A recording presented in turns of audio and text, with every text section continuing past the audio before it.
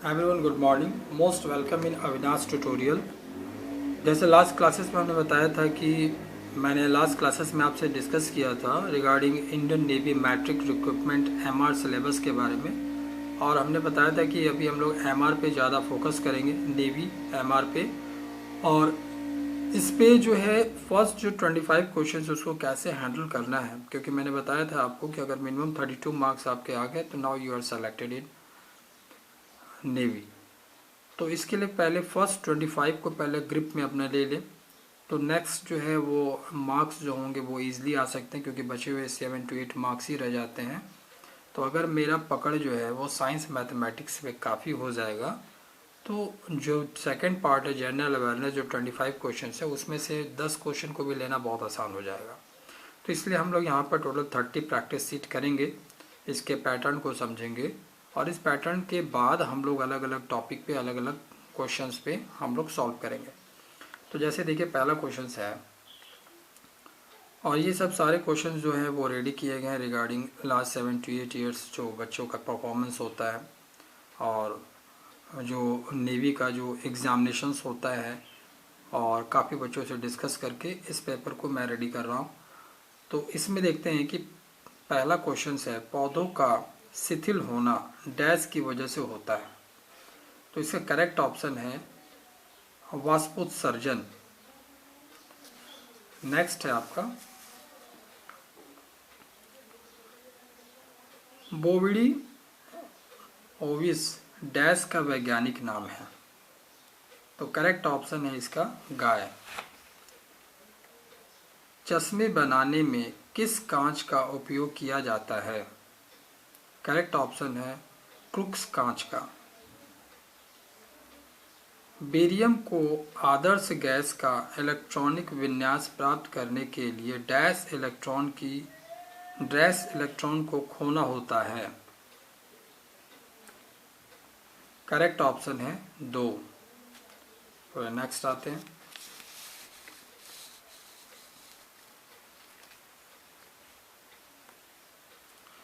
पौधे भोजन का निर्माण करने के लिए निम्नलिखित में से किससे ऊर्जा प्राप्त करते हैं?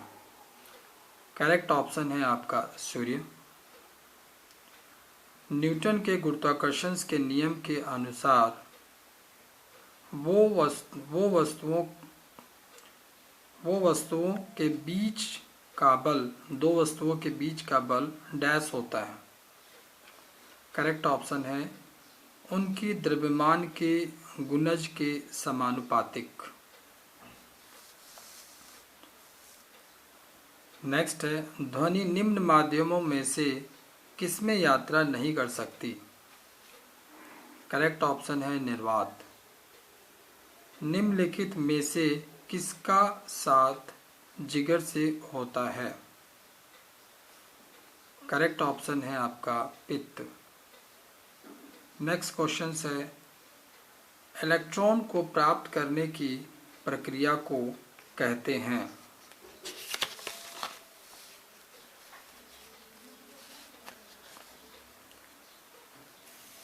अपचयन। इलेक्ट्रॉन को प्राप्त करने की प्रक्रिया को अपचयन कहते हैं। नेक्स्ट, जीवाणुओं के वर्गीकरण के अध्ययन को डैश कहा जाता है?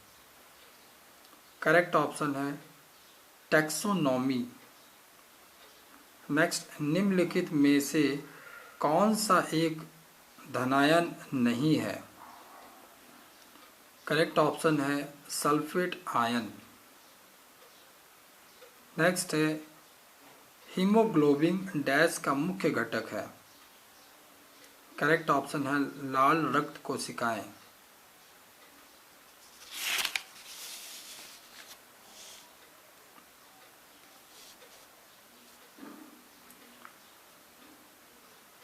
ओके, नेक्स्ट है, प्रतिध्वनि सुनने के लिए न्यूनतम दूरी मीटर में कितनी होनी चाहिए?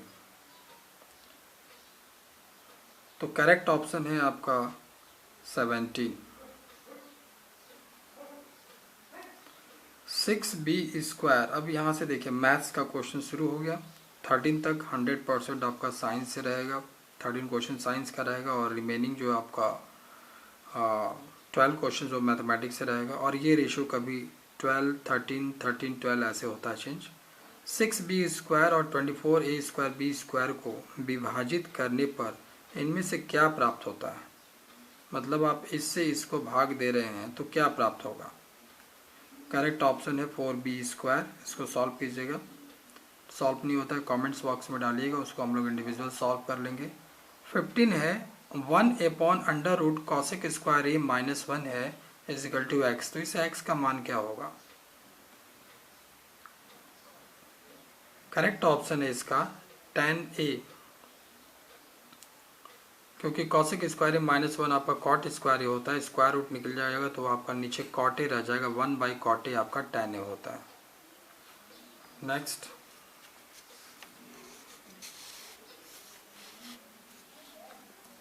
योगेश ने 14 दिन में एक काम का 1/14वां भाग पूरा कर लिया है।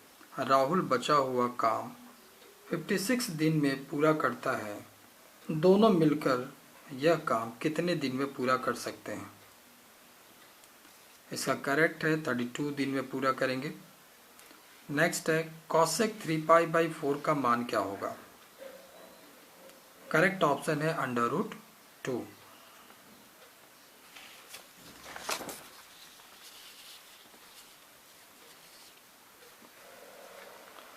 नेक्स्ट है दो क्रमागत प्राकृतिक संख्याओं का मान क्या होता है जिनके वर्गों का योग 145 हो? सॉल्व करेंगे तो करेक्ट आंसर आएगा 1 और 9। एक दुकानदार को 17 घड़ियां बेचकर 7 घड़ियों के बिक्री कीमत के बराबर लाभ होता है। उसका लाभ प्रतिशत में कितना होगा? करेक्ट ऑप्शन है 70% इसको लाभ होगा। 50,000 की राशि प्रति वर्ष चक्रवृद्धि ब्याज की किस दर से 2 वर्ष में 73,205 हो जाएगी? करेक्ट ऑप्शन है 21%। एक बैग में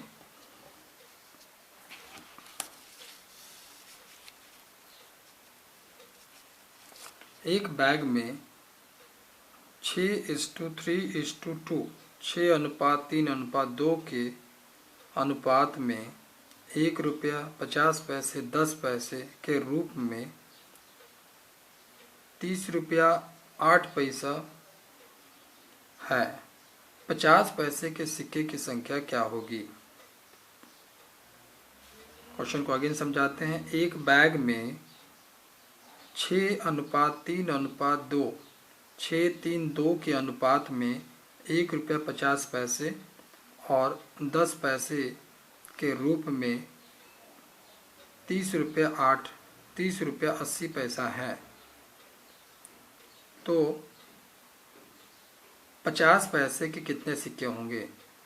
मतलब 6 का जो अनुपात है वो ₹1.50 है 6 के अनुपात में, 3 के अनुपात में 10 पैसे हैं और 2 के अनुपात में ₹30.08 हैं। अब अगर हम 50 पैसे में इनको कन्वर्ट करें तो वो अनुपात सिक्कों का संख्या कितनी हो जाएगी? तो इसका करेक्ट ऑप्शन है 12। अब इसको सरल करना है।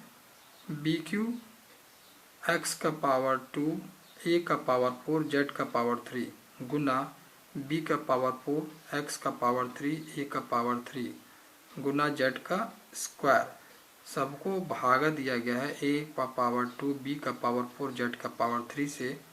तो क्या इसका रिजल्ट आएगा? इसका करेक्ट ऑप्शन है b का पावर 3 x का पावर 5 a का पावर 5 z का पावर 2। एक वृत्त में एक वर्ग उत्कीर्ण है। यदि वर्ग की भुजा 14 सेंटीमीटर है तो उस वृत्त का क्षेत्रफल सेंटीमीटर में क्या होगा? एक वृत्त में एक वर्ग उत्कीर्ण है, मतलब एक वृत्त के अंदर एक वर्ग बनाया गया है, वर्ग जिसकी सभी भुजाएं बराबर होती हैं। उस वर्ग की भुजा 14 सेंटीमीटर है, तो वृत्त का क्षेत्रफल क्या होगा।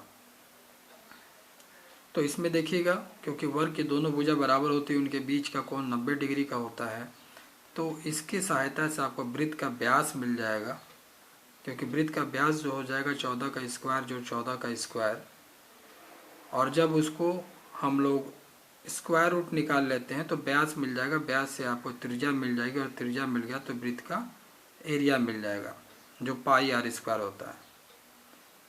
इसका जो करेक्ट ऑप्शन आएगा आपका 98 पाई आएगा।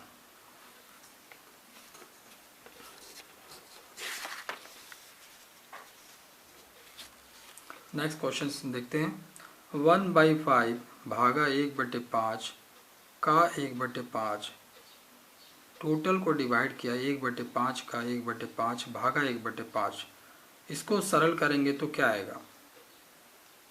सरल करने के बाद जो करेक्ट ऑप्शन आएगा इसका 25 होगा। अवर्गीकृत आंकड़ों के लिए समानांतर माध्य क्या है। तो करेक्ट ऑप्शन है यहाँ पर x बार बराबर, इसको हम लोग सिग्मा कहते हैं, इसको हम लोग समेशन भी कहते हैं, तो सिग्मा xi/n होता है। तो आज की जो क्लासेस थे इसमें हम लोगों ने विज्ञान और गणित से संबंधित टोटल 25 क्वेश्चन जो थे, जिसमें हम लोगों ने पैटर्न को समझा, और इसमें ये देखा कि फर्स्ट जो थे वो 13 क्वेश्चंस हमारे साइंस से संबंधित थे, और अगला जो 12 क्वेश्चन था वो गणित मैथ से संबंधित था। और इस साइंस में भी हमने देखा कि इसमें बायो के भी कुछ पार्ट हैं, कुछ फिजिक्स के भी पार्ट हैं, कुछ केमिस्ट्री के भी पार्ट हैं। इसी तरह से जब हम लोग 30 क्वेश्चन करेंगे तो पूरा पैटर्न आपके सामने क्लियर हो जाएगा कि इसमें किस टाइप का प्रिपरेशंस आपको करना चाहिए और किस टाइप का सिलेक्शंस ऑफ मटेरियल करना चाहिए, जिससे कि आप अपने आप को सुनिश्चित कर लें कि यह सिलेक्शन हमारा 100% हो जाएगा। Thank you.